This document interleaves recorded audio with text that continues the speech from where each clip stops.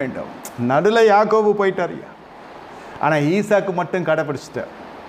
அதனால தான் அந்த மனுஷனுடைய வாழ்க்கையில் கடைசி வரைக்கும் வெள்ளாட்டுக்கறி சாப்பாடு, நல்ல நித்திரை, நல்ல உணவு, உறக்கம் அப்படின்னு இருந்துச்சு.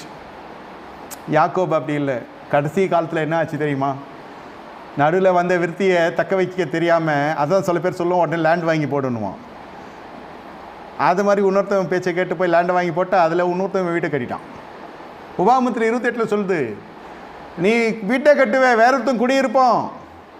திராட்சை தோட்டத்தை நாட்டுவே, வேற ஒருத்தன் கனியை புசிப்பான். பெண்ணை உனக்கு நியமிப்ப, வேற ஒருத்தன் உறவு கொள்ளுவான்.